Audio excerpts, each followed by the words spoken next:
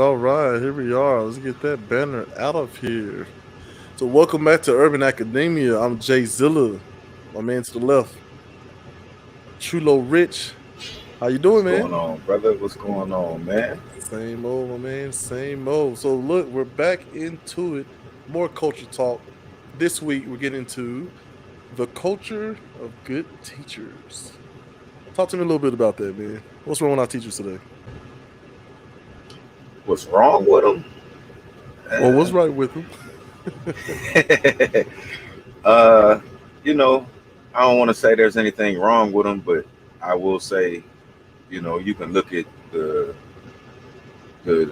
products they putting out, and you can tell that a lot might not be sticking, or maybe they're not putting the right things in, or maybe not making the right assessments of what they need, or maybe just giving them some pre-scripted bullshit. Well, there's that. Right? There is that. So look, I know what I when I hear you say pre-scripted, right? I feel like I have an idea. What do you mean by that? I'll let you speak for yourself. I just mean that a lot of what we are fed is unnecessary. Things that add to other cultures and not necessarily our own. Um, we maybe learn a lot about how other cultures um, are supposed to do things and things that they have done. And then we go out in the world and try to do those things. And we don't look right. We don't sound right. We don't walk right. We don't talk right. The So, assimilation, right? right. So for people who were enslaved and taken from their homes and had their culture stripped, their language and humanity stripped, and then go on for centuries, right? Just following along the program, trying not to die or get tortured, beat, raped, murdered, whatever, as often. Right. As we covered in the book club, we listened to the narrative of the life of Frederick Douglass as he who was a slave himself is describing very explicitly how slavery worked in his region. I mean, it's pretty terrible. That's a pretty rough way to start off anywhere, right? And then civil war happens, and then we're technically free, and then it takes forever to get to Texas, and that's why we celebrate Juneteenth. All these things, right? But then we're told now, skip ahead to modern times, to pull yourself up by your bootstrap, right? And just be better. This is America. All you gotta do is work really, really hard, and then you'll get XYZ, the American dream, which is an amalgamation of everybody's separate dreams, right? So when you talk about pre-scripted, that hits me a little bit differently, right? Just going along with the program, what you were taught and told.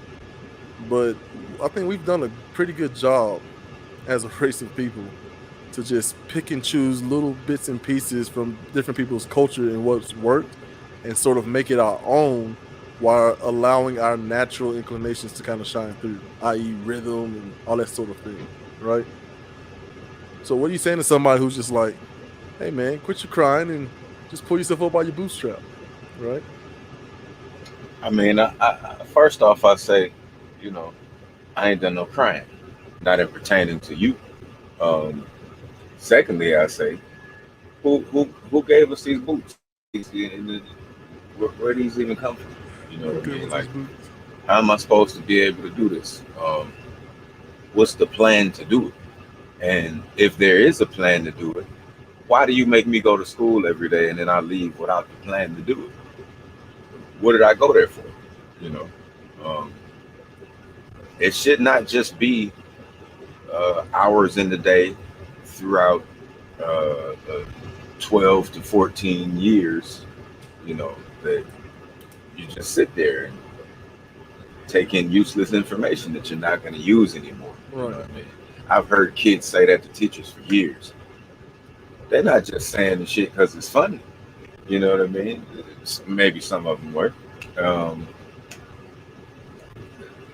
there's some truth there. You know what I mean? But they don't have any power in that situation. I don't believe. I believe they have a curriculum. And that's what it says they got to do. That's what they do. I think some of them try to sneak something extra in. They fire those people. So Mm. I don't know what it is. Um, you got to go higher, I guess. I guess that's where our culture has to do some more changing. I mean, I guess from what I understand, we used to vote. We used to put parties together. Mm-hmm. We don't have to vote again. You know what I mean? We're gonna have to vote to change some of those things. We want the curriculum changed. We gotta give it to mayor. You know what I mean? We gotta get with some of the politicians that are close ranked to us and let them know we don't agree with what's happening. You know, see what can be done about it. So that's the thing you're talking about, right? Deciding your intention when you say you want to help. So that's us, right? When we talk about helping someone, like what is our intent? What is our follow through, and what is it in? That's kind of what we're discussing in today's episode. Which again, for those of you who may just be joining us, we're continuing culture talk, the culture of good teachers. And so we're not just talking about classroom teachers, we're saying in every aspect of teaching, coaching, even even your neighborhood dealer or whatever. There's something to be learned from everything. If you're gonna be successful in anything, you have to understand that there are no failures. There are just little lessons and recalibrations, right?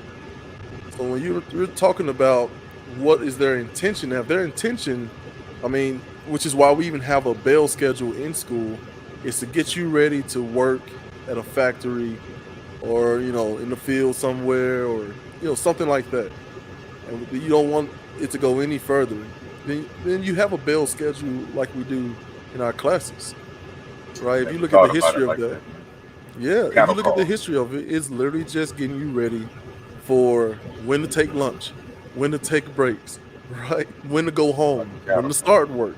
Everything is mapped out. I mean, it's all the way through our entire systemic makeup. We Americans, right? So the ideal is, what do we do? What's the intent? And if you guys want to, join in the conversation, don't be afraid to click this link right there in the comments. Follow the prompts, okay, and then just come on in and talk with us. So we're talking about the culture of good teachers. So when we're talking about intention, so you've kind of laid out what you think the intentions are, right? For a certain group of people to keep some people down while elevating themselves and others, right? So to counteract that, how do we do that in our communities, in our households, within ourselves, probably most importantly, right? Because we don't want to make this about the boogeyman who's out to get us. Most things can be solved from the inside out. So how do we start to do that? Well, I mean, first off, um, we got to talk within our homes. You know what I mean? We get on here and we talking. That's cool. How many of the people that get on here and watch it all talk in your house? You know what I mean? Can you have these conversations in your household? You have them, you know, with your homeboy, with your cousin, with your friend. You know what I mean? Um, and like we said, being intentional. You know, setting our intentions up front for what it is that we want to do, um, Mm-hmm. and following through with that. You know what I mean? It's one thing to set intentions; it's another thing to follow through with them intentions. You know, what is that? New Year's resolutions and shit every year. Yeah. You know, um, So I feel it. Yeah. yeah, it's one thing to set intentions. You know what I mean? And we don't want to set them just for the fun to set them. You know what I mean? If you're gonna set intentions, Yeah. So have a when reason we and follow through. we want to do this step by step, though, right? The Right. idea of, let's look at assessments, because some people don't even recognize. You and I had a conversation the other day where we're talking about how some teachers don't even recognize, a kid who quote unquote is a mischievous kid or has problems. Like, hey, maybe he belongs in the arts. Maybe we, have him focus on, theater and performance. Maybe he's supposed to be a stand-up. Maybe he's supposed to be some sort of actor, actress, entertainer. You Right. know, so talk to me a little bit about, making the As far appropriate as assessment. that goes, man, that's a part of what coaches do. I know that because Right. I've been an athlete, and I've coached as well. And from my experience and my understanding, I got the most out of a kid by sitting back and watching him. Day one, we introduce ourselves and we play the game. Um, we Hmm. we don't do anything. They play the game. Right. We have an introduction. I throw the ball out. They play. I sit back and I watch. I look and I see who does what naturally. You know what I mean? Naturally, everybody's going to have something that they excel at, Right. or that they don't. Um, and then it's up to you to look at that individual and say, within the spectrum of what I'm trying to do, how can I place you best to help me, to help you, to help us as a team, and that's the job of a coach. Every player is not going to come in and know where they belong. It's up to you sometimes to be able to look at them and say, you belong here. I can tell you belong because you're more fit than this kid.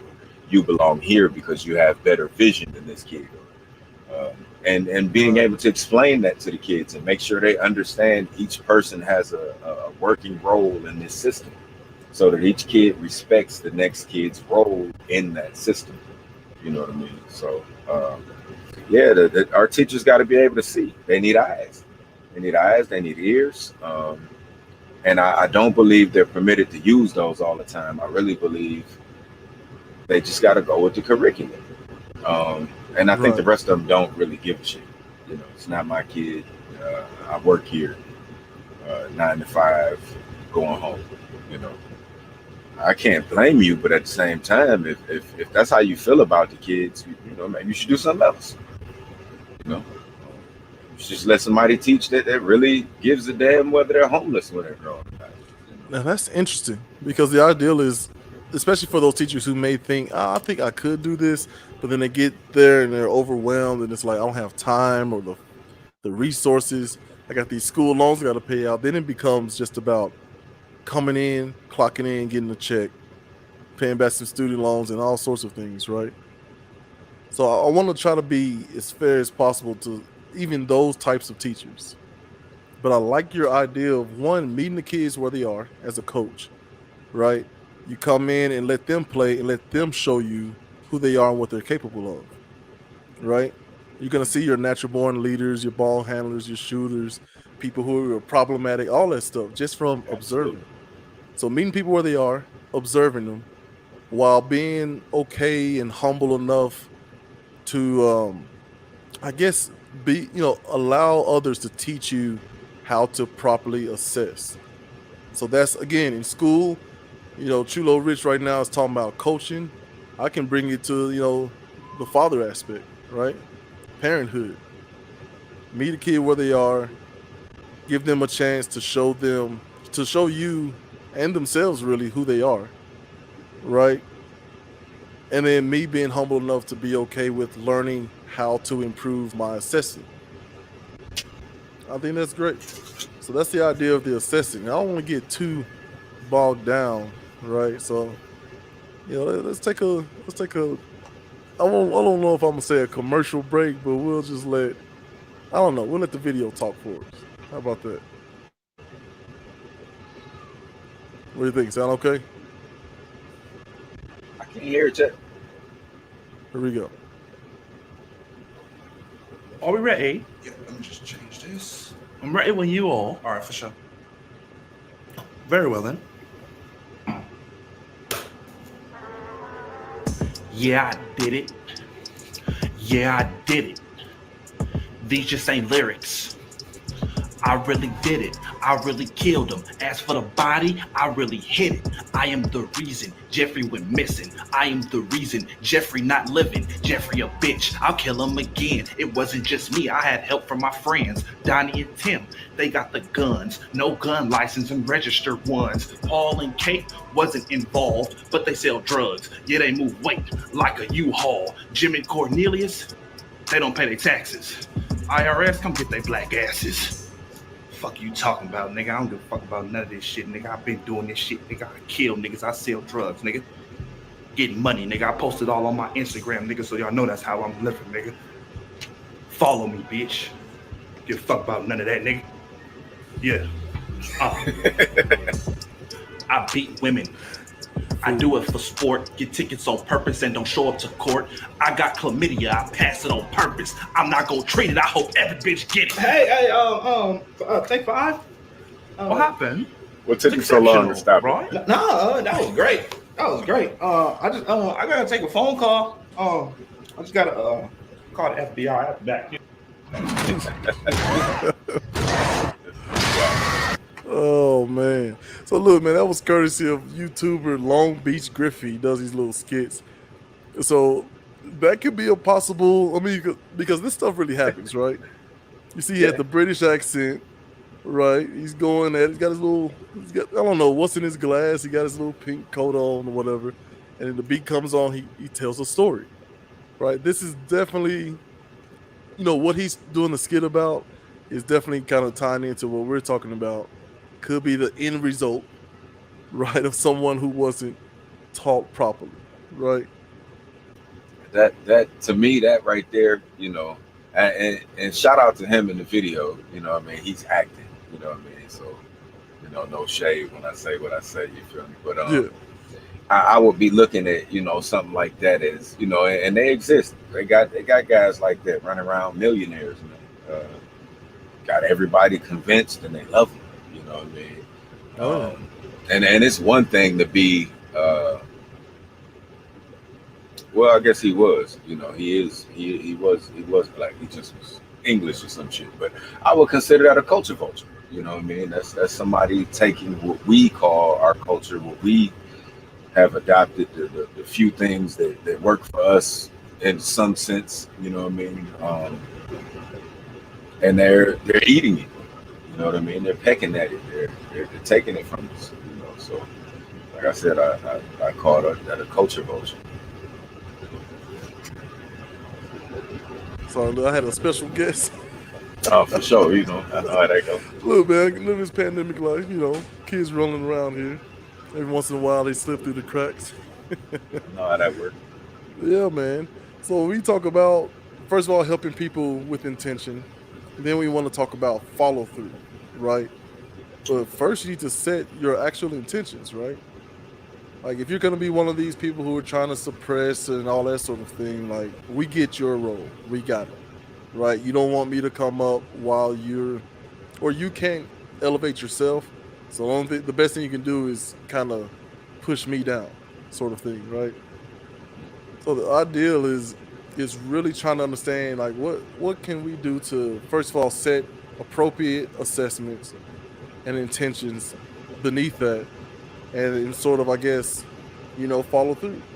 It's the idea of letting these kids breathe, but at the same time showing them the ropes, you know, things that are rooted in reality. As Manny talks about cultural appropriation, like, huge thing, right? Absolutely. Lenny Luna, man, I'm glad to see you back. Some New Mexico representation here. And like I said before, if you guys want to come on and join the conversation, we're doing culture talk. We're trying to figure out the culture, right? This week's focus is on good teaching, whether it's our teachers in schools, the old man at the workplace, right? Whatever. So everything's a lesson. hit our second point again. Second point, follow through, right? And beneath that is trying to understand letting kids breathe, right? So with that, you know, with following through, And since I'm using coaching to compare these things uh, to help get my point off,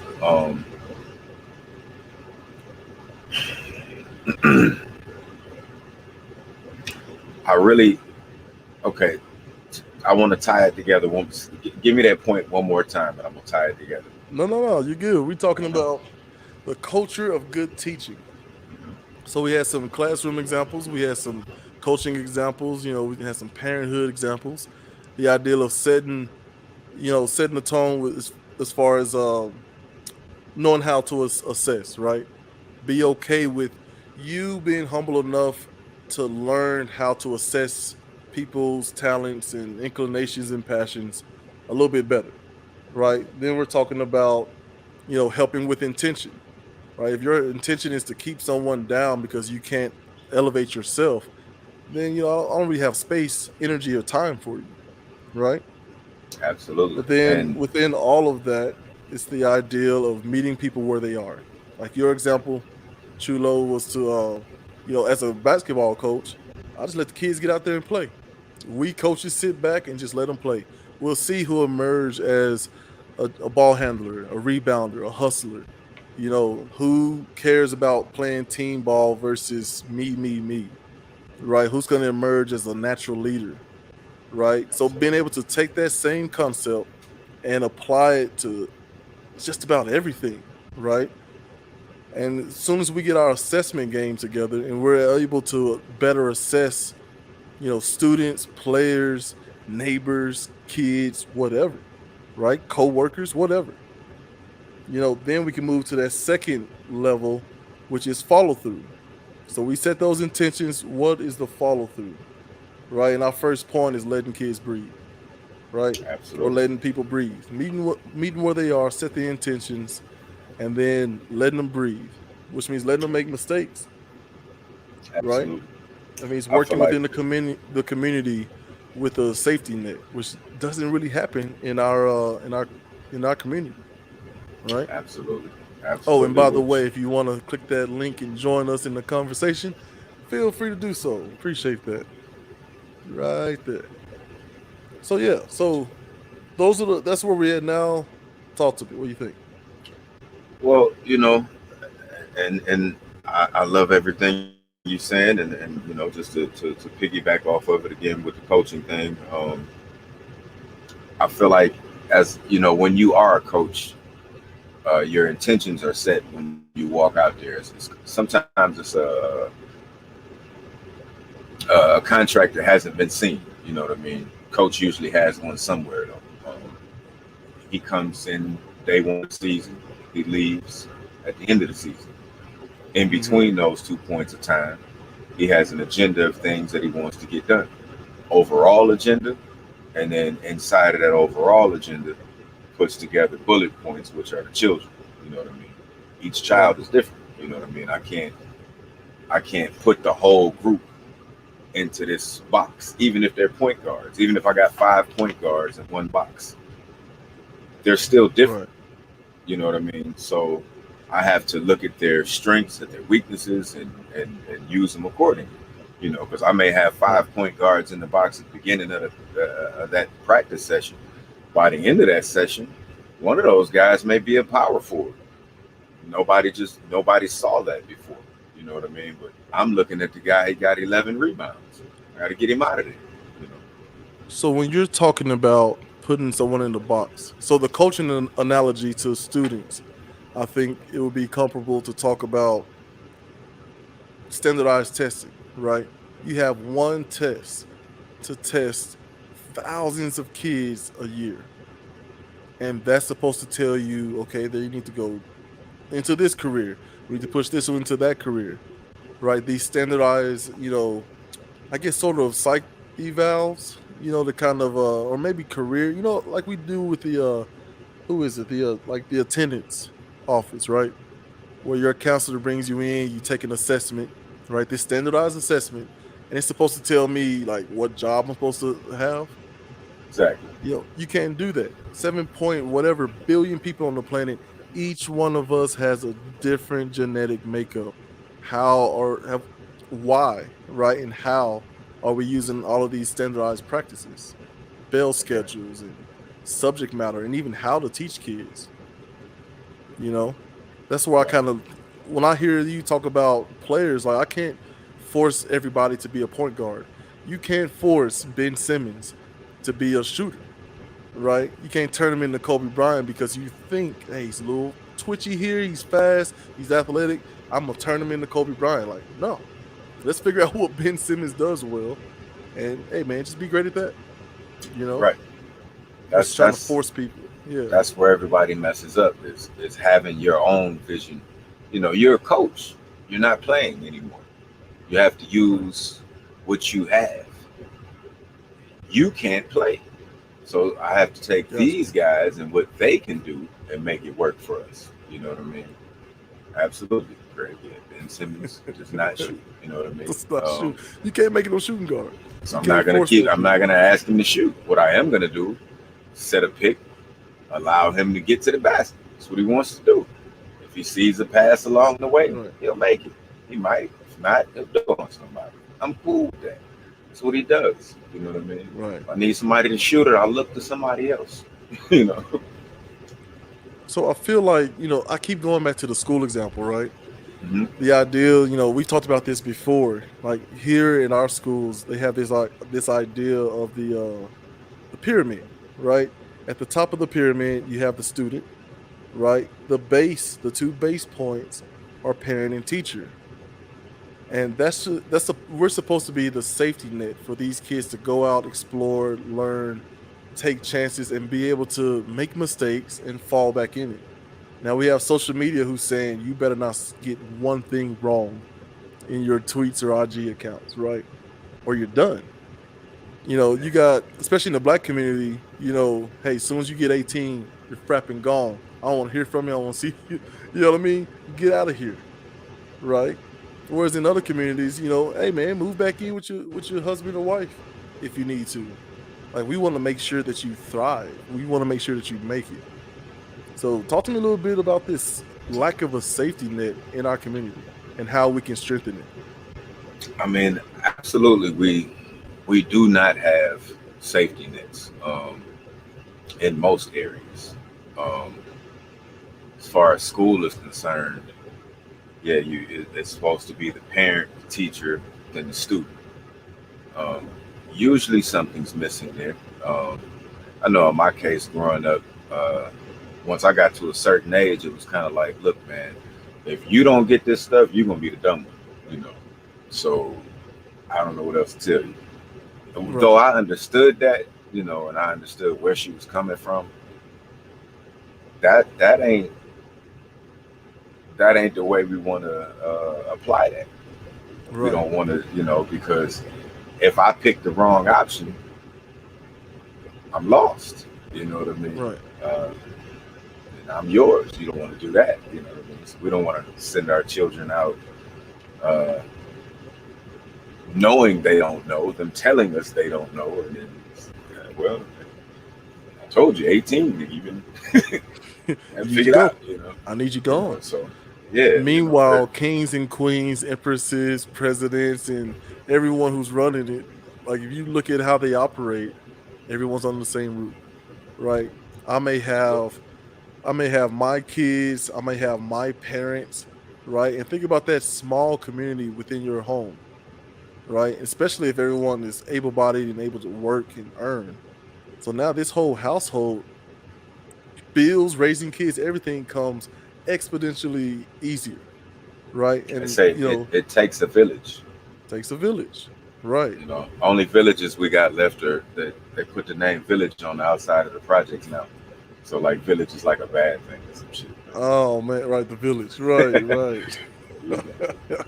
Yeah, man. So the idea is you look around and our villages are pretty depleted. I'm staying in my own example, black people. And we do a great job with doing the best with what we can, what we have, right? It's that analogy we used before. You have a bag of rose buds, right? You sprinkle them over some concrete, and 1 out of 100 may grow into a rose. And instead of saying to everybody, hey, maybe we should plant these seeds in better soil. We're saying, well, look, if that rose can do it, why didn't the rest of them do it? Why don't they pull themselves up by their bootstraps? So it's this weird balance we have to strike as black people in this country of one saying, yeah, I do need help, right? But I also don't want to get it to a point where I'm completely dependent upon somebody else. I got to make sure I'm, working from the inside out, making sure you get yourself together, your family, your household, your neighborhood, and keep expanding as you can. That's kind of where I'm at. Everything I want to do is to one, not just point to a boogeyman under the bed that's the root cause of all my problems without properly assessing myself and then setting myself up to be successful later. And thus doing Most so definitely. for my kids coming up behind me. Most Right? definitely. And the way I think of that is, uh, most of us know there's a system out here. You know, if you don't, hey, you don't. But most of us know that we're working against something, and something's working against us. Mm-hmm. It is what it is. You're not going to change it. You know what I mean? Not today, not by yourself. Um, is it possible? Yes. Take a lot of different things. You know what I mean? But what you can do is understand that it's there and navigate yourself around it. Maybe even Right. through it if you're strong enough. But personally, I like to know that these things are there and just go around them. It's not necessarily or necessary to meet everything head on at this Mm-hmm. age and where I'm trying to go in life. Um, I can't collide with everything anymore. Um, as much as Right. my brain wants to, um, and my heart, um, I know the end result of those things. You know what I mean? As a black man, a collision of any kind is bad. You know what I mean? Right. And that's on purpose or by accident. So So there's something that's a very good point there. There are a lot of things out here that are actively working against us, and we can save black people. But remember, if you've been paying attention to the shows, I'm talking to you, the audience, especially people who are with us week after week. One, thank you. Please continue. Two, I hope you guys are paying attention to things like that he just said. Like there is a system set up to work against many people. And one of the things that we're talking about, like you and I are obviously black. Like there's no getting away with it. So our examples, our issues, and our problems are gonna seem very black focused. But if you peel that back a little bit and understand, we talked on the other show how you need $4.4 million to be a part of the 1% worldwide. 4.4 million. So when I kind of do what we talked about, right? Sit back and assess, right? And thinking about how to follow through appropriately. And I'm watching the things that's going on. This vaccination stuff, the mask mandates, all that stuff. You got a bunch of broke people. I mean, compared to people who are millionaires, right? You got a bunch of broke people yelling and blaming and fighting each other on behalf of a Biden who's you're not even on his radar, or a Trump who you're definitely not on his radar, right? Like, why do we rush to curse out and abuse and just really talk bad to our neighbors at the behest of people like the systems like the Democratic system and the Republican system, right? Which I'm glad Craig Jude is in the chat, man. He opened my eyes up to this little video, and shoot, man, I think we. Sorry, I'm doing this on the fly. I should have had this set up. My mistake. it's all good. It's all good. But yeah, But I think a lot of that, man, is just to be in conversations, man. Talking about why people say this and that. I think they just want to have be in the conversation. right. So we're gonna play this video, man. This is sort of breaking down like the real difference, right? While I call us broke because we have money, right? We're doing stuff. And, I know my wife and I are working hard. You and your missus, and many other people like us. People in the comments, in the chats, people just watching. We're hard workers, right? But when you talk about a bunch of us going at each other, right, after each other's throats, while this comparison is out there, it's incredible. Go ahead, take a look.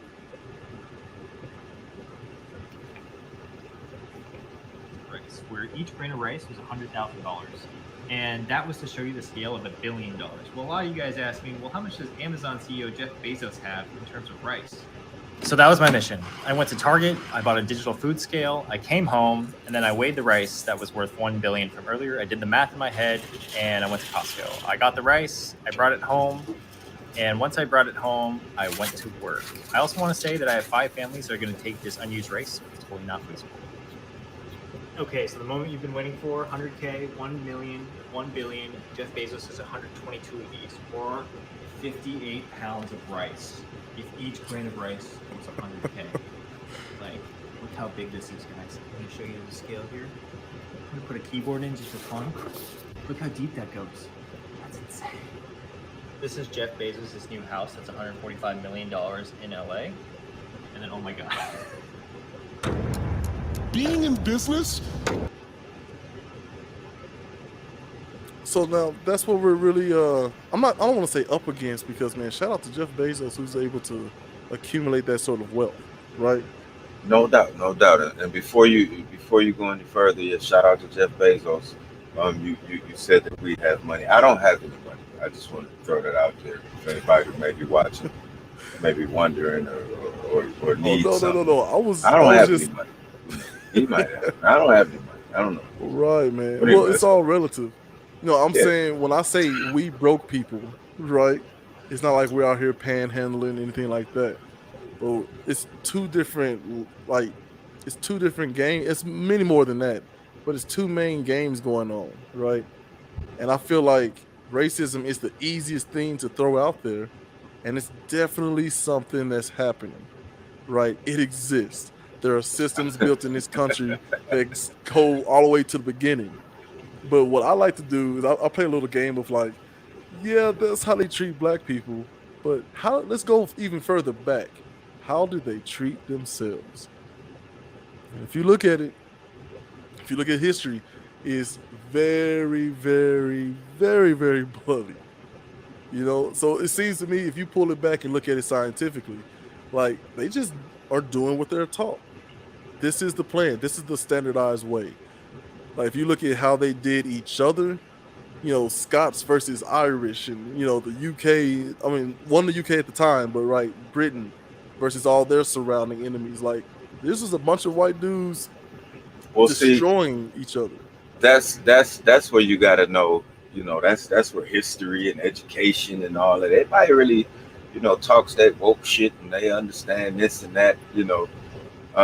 Racism does not mean I don't like you because you're a different color than me. That's not what racism means. Racism at the origin of the word, in the beginning of it, was a literal race to wealth. When the boats arrived in this country, there were English, there were British, there were Spanish, there were African, there were all kind of different people arriving here. And the goal was get the money, get the resources, you know, get all that you can. And that's where racism came from. Ism is a suffix, and it means set in place, not to change. So that means once I get to the money, to the resources, to the whatever, I'm now setting this in place, not to change. That's what racism is. You know what I mean? Yeah. Right. I don't know where they put this twist on it and made it mean I don't like your colored shirt. Well, this is so again, talk about history, right? If you think about man, I'm drawing. First, let me address this first. You want to take that one? Yeah, man. This is from Craig Jude.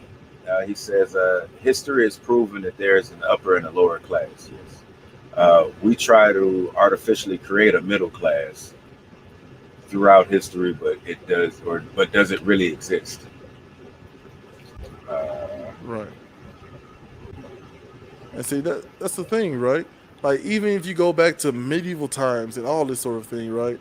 It's the idea that in Britain, the idea was we don't want our working people to be educated. What do they need it for? They don't need to know how to read. To the point that it was banned in a lot of places. Right? Now this isn't black and white at this time. This is the nobility versus the plebeian people, right? The plebs, the poor folks. Right? So the idea is they don't need to know how to read. All you guys gotta understand is this: we own this land, and we'll allow you to work the land as long as you're kicking up taxes, and in exchange, we'll protect you politically and through war, right? So the idea was give us a bunch of money, and yes, I know you're hungry, but we need to look like we can afford to overeat so we can stun on this other country, right? Hey, we're all Brits here, right? And they all buy into it, and the ideal of, the Pope at the time trying to say that, hey, I need you guys to watch out for the Scots and the Spanish and all these different people. Those were the others at the time, right? But that was until a certain group of people started compiling information and they had a different way of doing things, right?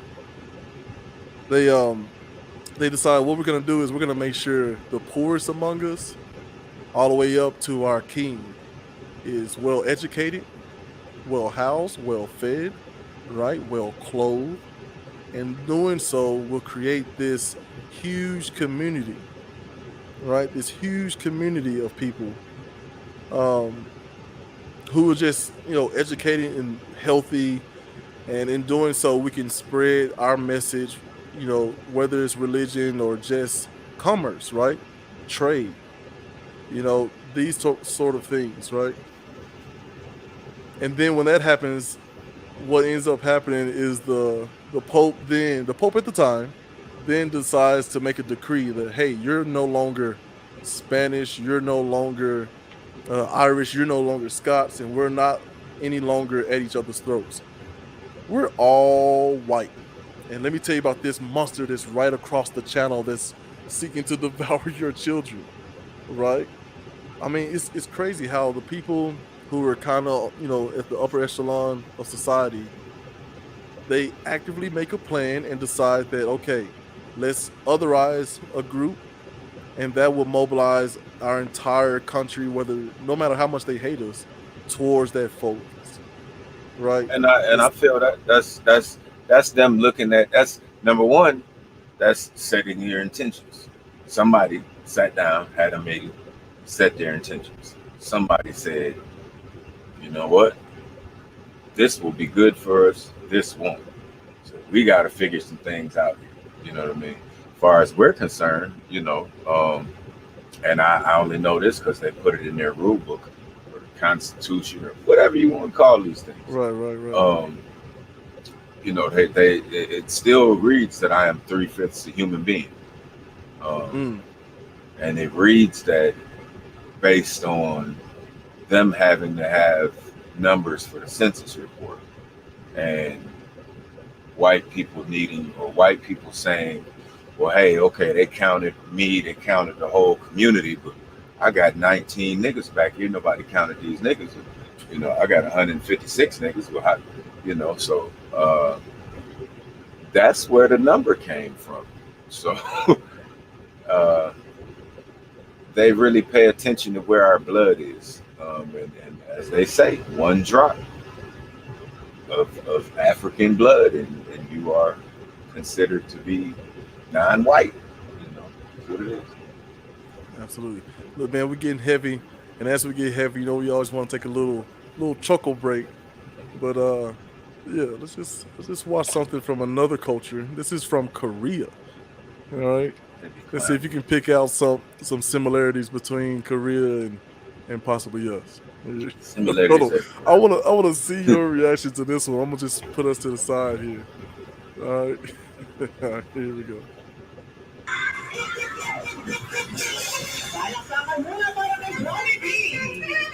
Work.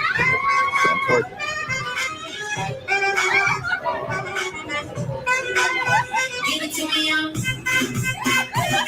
So you know what? They got everything they got is better than ours. How they get the eyes to get the dance?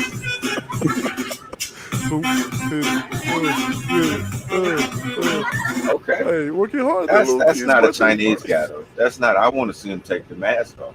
I need the Oh, mask. get out of here. I need to know No, who's under there. there's a whole. Let me tell you something. Especially, I mean, okay, let me calm down here. So when I went to Australia, one of Australia's like maybe not native, but people from Australia, one of their biggest gripes were, oh, these tourists. These tourists come in here and they blah blah blah. And I'm not gonna lie to you. I'm not gonna lie to you, Mr. Rich. I immediately thought like, man, I can't believe they out here talking about Mexicans like that. Because that's all I hear. That's what I see between the lines. But no. Yeah. They're versions of I guess, the close neighbor, them being an island continent, is like Japan. So they're talking about all the Japanese people in there with their cameras and stuff. I'm just like, seriously? Like, this is what y'all over here hating on, man? That gum Japanese. But the ideal is they love American culture. And when I say, Korea, I mean, you got to think about North Korea's situation where there are people willing to risk death, Tony, to sneak in some American jeans or, a DVD or a CD. And they look at this stuff and they like study it like their lives depend on it. And so I guarantee you that's a little Korean dude. I don't get it, man.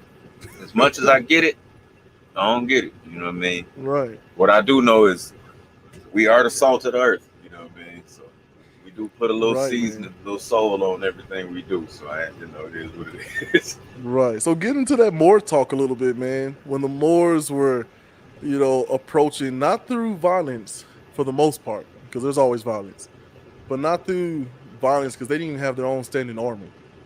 Right, because they were more engaged at education and culture and expanding that because they understood that was the true power. Right, it's the same thing Frederick Douglass said. Once my mistress was trying to teach me, a slave, how to read and write, and he saw the master's reaction to it when he got home, right, which is to rip the books and the pages away from them and explain how dangerous it was for him.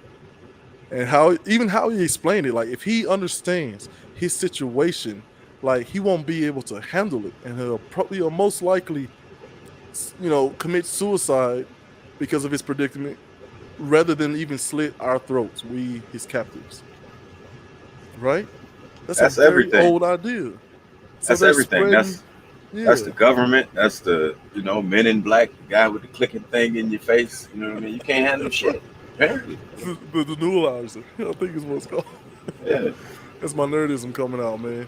So yeah, man. So the idea of like, again, we got to sweep away this line of thinking. I really want to toss this from all of my shows. It's not about the boogeyman under our bed, right? It's about you yourself working on you, and then expanding it to significant other, children, community, so on and so forth. So one of the things we have to, pay attention to is how people who are successful at it, right? And this isn't necessarily assimilation, but what this is understanding like people, and they're like, we were talking about safety nets, right? Like a safety net for us is like, man, you got 18 years to understand the whole world, and then I need you out of my house. That's the black way for a lot of people. But for other groups of people, that safety net is college, right? I'm gonna educate you, and not only in how the teachers are teaching you, but I also want to teach you critical thinking. I mean, you got people who take their kids on vacations because, hey, these things that you're studying about, how about you look at them and converse with the natives and understand history in real life? Hey man, this that's is a real so thing that sad, man. happens. And it is a real thing, but unfortunately, like us, and when I say us, I'm thinking of myself as a parent. I'm thinking of myself as somebody that's lived into another decade. It's got a generation behind me. I remember some things about life previous cell phones and all of this computer. You know what I mean? And life is hard in certain areas. You know what I mean? Most of us have really tried and thrived in put one foot in front of the other to change our situations and make sure that our kids didn't have situations that were similar or worse. We all tried to elevate them. So for my son, yeah, and he's younger, so he ain't got to the point where, they might talk about other countries, but yeah, we're not doing that yet. But I have taken him down to random hoods and pointed out random, random junkies and different shit I know he didn't want to be. You know what I mean? But that's necessary too. You know what I mean? Because he think everything's sweet. He ain't never seen the rough side necessarily. Same here. Bro, when I tell you, like, when I'm telling my kids why it's important to practice discipline, right? Don't pile your plate up, eat a little bit, then try to throw the rest away. Like, what this sort of thing leads to? Yeah. Then I turn to my 600-pound life, and we gawk at the big. You know who I'm talking about. I ain't right. Shout out TLC. Right, man. But no, I take them sometimes just, and I know some people will probably gonna hear this and be like, why would you do that? Right. You'll have this situation where one of our daughters always thought like, hey, I got an idea. I want to go play. And so they would just leave the house. And, I'd come out of my room or wherever and, looking for it. She's just gone. You know what I mean? So the panic sets in. I'm calling the phone. I'm looking around the neighborhood. And I was just at so-and-so's house. Like, we had no clue. You don't understand what goes off. Come on, get in the car. Where we going? Oh, we're going to Walmart. Get to Walmart. I want you to look at this wall. Tell me what you see. Oh, missing people, Dad. Like, yeah. See that little girl right there? They still can't find her. That little boy over there still can't find him. Look at this grown person up there. That's an adult. That's what the world calls an adult. 19 years old, right? You should be able to just, you understand life, right? At 19, even though studies show that the human brain doesn't finish developing until age 24. Whatever, right? I need you to move more cautiously and understand why you need to, right? I drive them by these, we have these little villages in certain areas where it's just, stretched out a bunch of homeless people, Again, tents and stuff. Again, villages, right. There's that word again, right. I need them to understand that. But the ideal of other cultures who, one, I got grandma and grandpa imparting their knowledge onto me, who's still a growing adult, and my children, right? That knowledge that they've accumulated over all those years. Like, if you think about a Warren Buffett, what makes him so great at trading? Well, he's lived for quite a while, and he's been working during that time. So he's seen just about every situation. He's seen what happens if this type of stock, if I hold out, what happens in the end. This type of stock, I don't know about this one. You get out and get out soon and stay away from others like it. Like, think about that. That's what they do. They raise them a certain way, and then what is the testing ground? Where's the safety net? College. Go off to yourself for 4 to 10 years and see if you can manage yourself there. If not, hey, come on back afterwards. You can get a job right away. That's a big deal. That's a big deal. You're never able to try as hard as you can if you're always in fear that when you fail, life's over. I think about the trauma that we're giving our kids, the anxiety level, right? At 18, you're out of here and you need to make it on your own. What happens if I don't? Hey, man, you see them homeless people? That's you. And you're right. After just telling that story, right? You're absolutely right. Like, what am I doing to even my kids and their psyche, right? You're absolutely right. Now, I do not agree with the 18 and out. I'm not an 18 and outer. You know what I mean? My ideal circumstance, once they become that age, I will have acquired something that, if need be, they know they can go there. You know what I mean? Right. Specifically for that purpose. They choose what they do with that after that, their business. But it essentially for me, that's what I would like to have, a rental property, something, or that can be held down until they take it over, you know. And after they take Right. it over, they sell it, get the money. I don't care, you know. But you have a place to be, so that Right. you can focus on doing what you want to do and trying and taking risks. Um, Back to the coaching standpoint, shout out Phil Jackson. One of his quotes: "Chances make champions." You know what I mean? If you don't try, um, if you don't take that chance, if you don't take that risk, you will never be a champion. You know what I mean? Risk versus reward. You know what I mean? You don't take a risk, you will not be rewarded. You know what I mean? In our community, we use that shit in the wrong way. The risk is always the shit that we can't pay Hmm. for. You know what I mean? It's always things that when they go wrong, the payment is too great because the payment is you, payment is me, payment is my Right. time, payment is way too great. You know what I mean? So Right, yeah, man. My main man Luna is gonna be senator or president someday. I'm calling now, bro. Remember, you heard it here first. Warren Buffett manipulates the market with the amount of money Berkshire Hathaway has invested in the market. And for those of you who may not know, Berkshire Hathaway, help me out here, Luna. Is that one of those? What do you do? Where you have to have like millions of dollars to even buy into it, right? And then they take those combined millions that is and so they simple. place it in the market.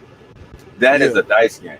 So if you shooting dice with me and you show up with $200, Uh if huh. I got 10,000 in my pocket, ain't no way you're gonna leave and win. It's not. It's you're gonna run out. You know what I mean? You're not gonna be able to cover the bets. At the end of the day, you're just gonna lose.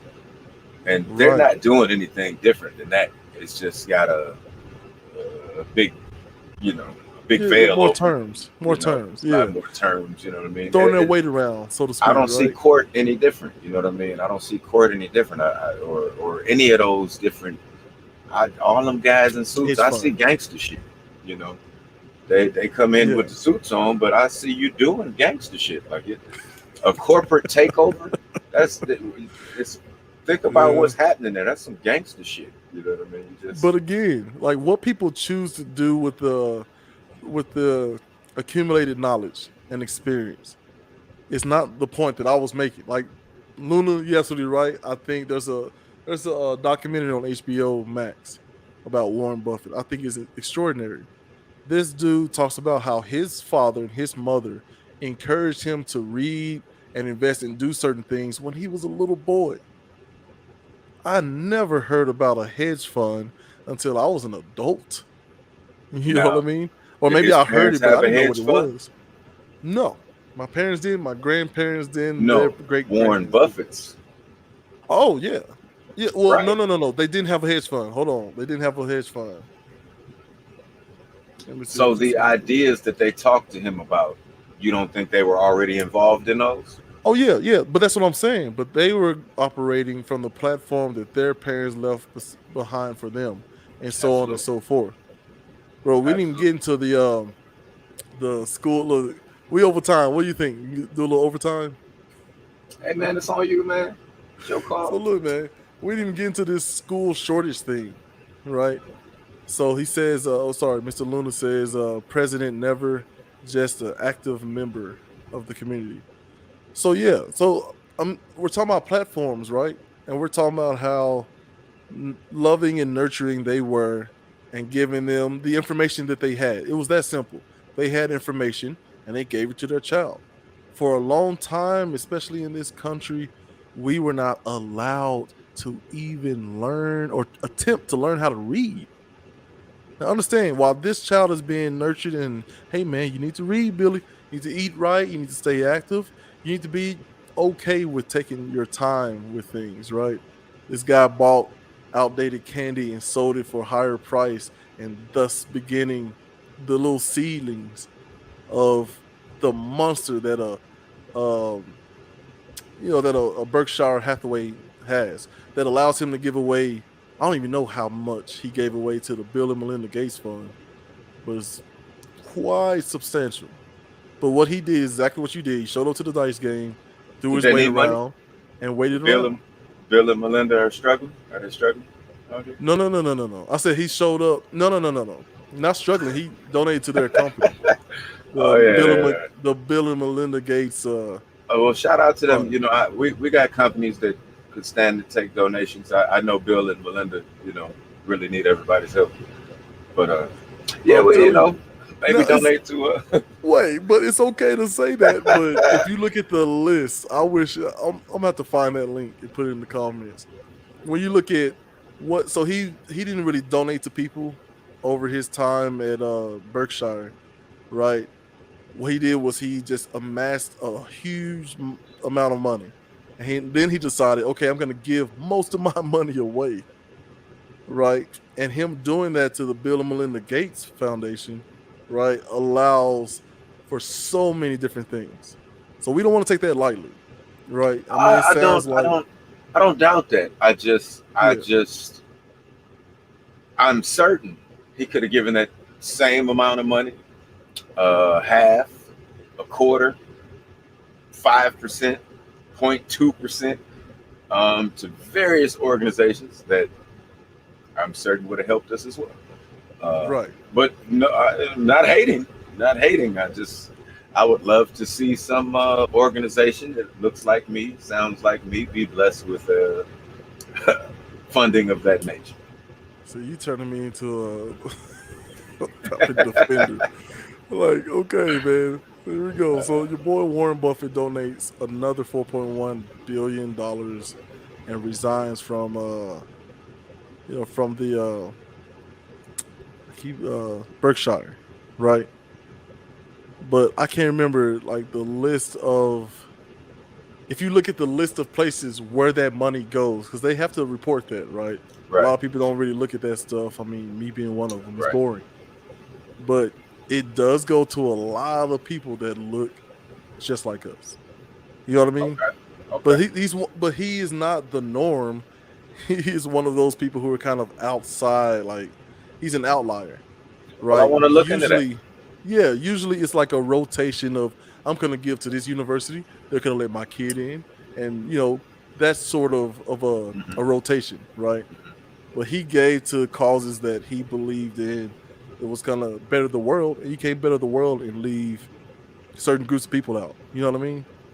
It's that Martin Luther King thing that he was saying in one of his speeches, talking about why you should love your neighbor.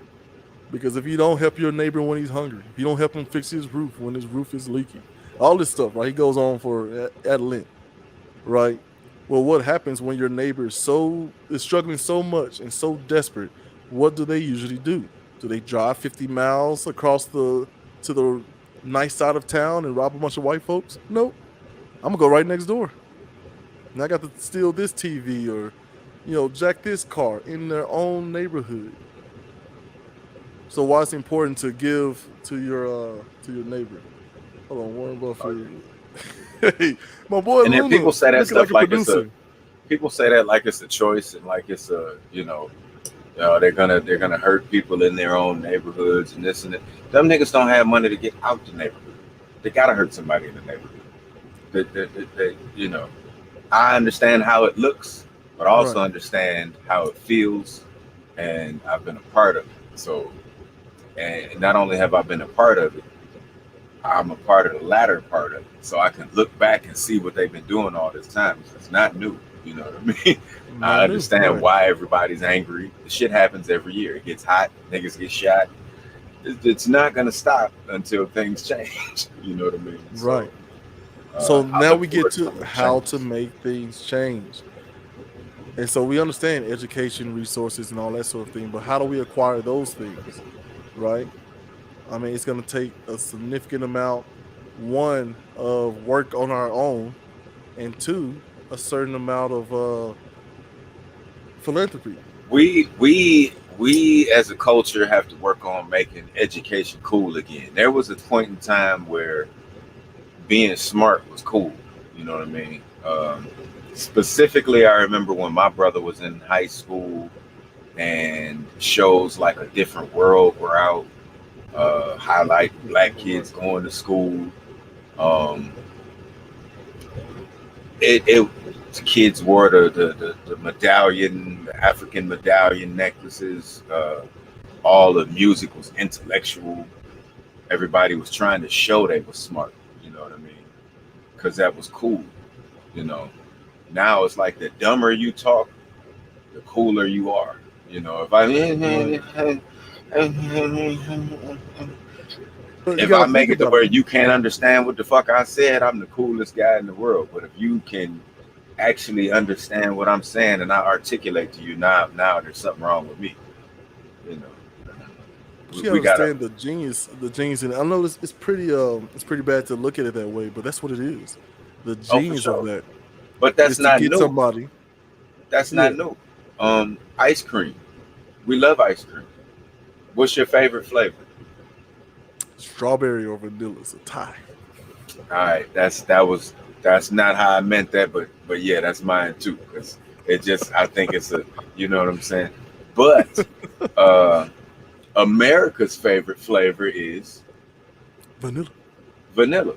Okay, Yeah. vanilla ice cream is color White, white, but a vanilla bean is black. black. Mm-hmm. So vanilla ice cream was black. They just didn't like the way that shit looked because it was like, Oh okay, it's no. black, tastes too good. Got to change it white. You I feel know. like there's a huge contention for chocolate. But and this is my point, right, to a lot of things. There's a way to overcome, right? There's a way of overcome. We just gotta look for it. Like when you talk about, black people feeling like, we talked about what was it, hashtag Black AF, right? Or he's talking about Sunday's best. Like black people equated looking great and sounding a certain way to acceptance because when those slave owners dressed up their slaves to bring them to church to kind of parade them around, like, look how great of a person I am, right? Look how great I am. Look at that's my slave over there. But don't he look good? And then seeing the difference in how they were treated, they just made the direct connect to like, man, put these clothes on and white folks love me. And Okay, that's real. We gotta we look fly. we we as a culture have to start doing some of the things that we say. Like in the culture, we always talking about peep game, peep game, peep game. Well, do it, do it.